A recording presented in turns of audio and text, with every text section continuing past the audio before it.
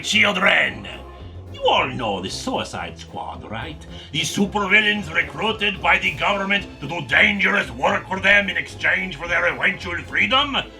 But most end up dead. Well, why would you assume that their employment ends at that point?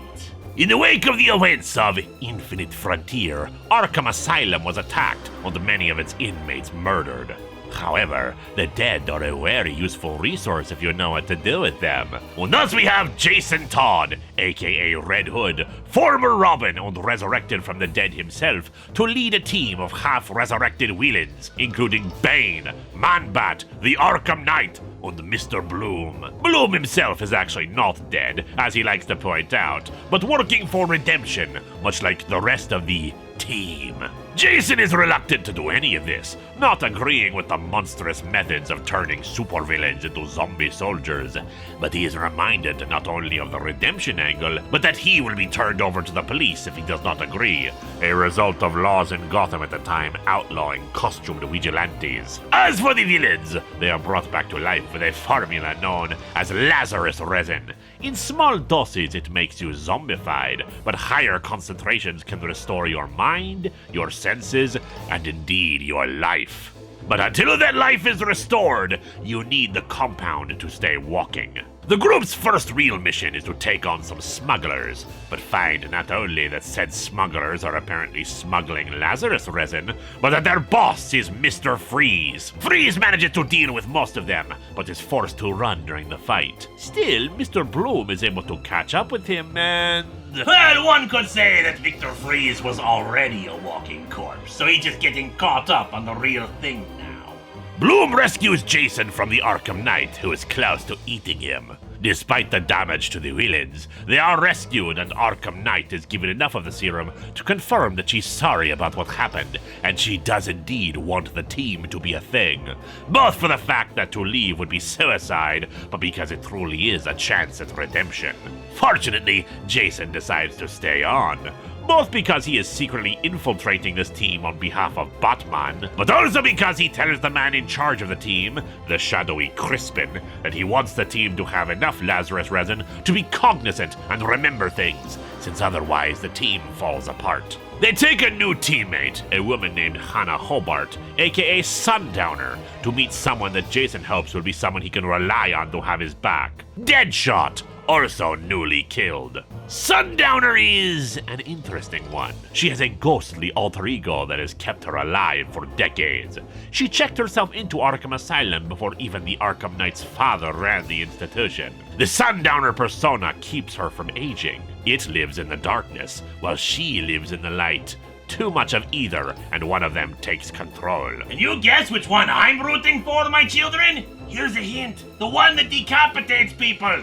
Deadshot is brought up to speed on his current situation as a dead person, and Hannah speaks with Jason, seemingly convincing him to stick around despite his reservations about all this. Jason talks to Crispin, who's putting together that perhaps they are not a government-authorized task force, but some corporation trying to secure their product, given the Lazarus resin now being smuggled. He assures Jason that they are indeed working for the government, but the next mission proves a new problem. When they try to secure a shipment of the resin, the team is poisoned by Cheshire, who has been hired to protect it. After a fierce battle, Bane knocks her unconscious. But with Bane's memories restored, Jason takes the opportunity to knock Bane from a tall height, to hopefully fully kill him for murdering Alfred Pennyworth. Oh yeah, Alfred was dead at the time.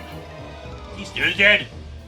Who the hell knows? It's cape and costume crap. You'd think I'd like them given how often characters die and then resurrect. Anyway, Jason breaks out of the Task Force Z base to locate Crispin, discovering that it is in fact Two-Face, or rather, Harvey Dent. He claims to have been purged of the Two-Face persona and is trying to make a difference in his own unique way. That the cause of redemption for Task Force Z is real, though he also admits that while they do work for the government, this is more of a trial period for the team. to prove that they can actually work. Meanwhile, Mr. Bloom talks to Kirk Langstrom, the man behind the Man-Bat, and explains that he'll need his help eventually when the time is right, and he'll help Langstrom in turn. Jason reports into Batman that Dent seems to be genuine, but unfortunately things may not stay that way.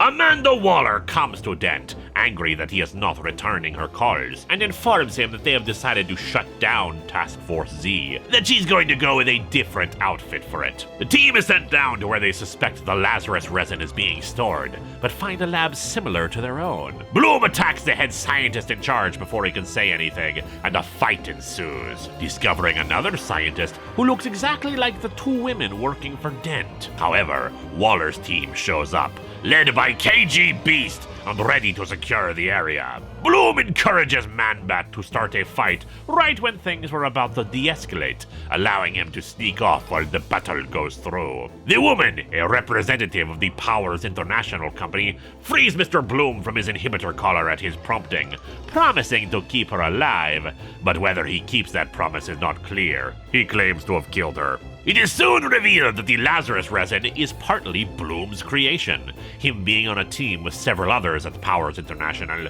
but he was kept a prisoner while developing it. He goes to Jerry Powers, the head of the company, and offers to help redevelop the resin for them, since everyone else on the team is dead. Well, except for Resurrection Man, because, well, it's all in the name, isn't it? Waller tells the KG Beast to kill Jason Todd, but to secure Deadshot since he's been useful as part of the Suicide Squad before. But Jason is soon rescued by Two-Face and a resurrected Bane and Mr. Freeze. They take KG Beast back to their lab for interrogation, but are intercepted by Batman. In the ensuing fight, Jason tells him that for all his bluster about Gotham being his city, he forgets that it's Jason's city too. Batman is not the only one hurt here, and not the only one who wants to save it, and he is frustrated that he knows he will never measure up to him or Dick Grayson, but he is trying his best to do right, and he needs Bruce to trust him. Probably one of the better writing efforts to make Jason Todd a good character, admittedly, though to me too little too late. I kid, of course. I don't give a crap about superheroes unless they involve the supernatural or zombies.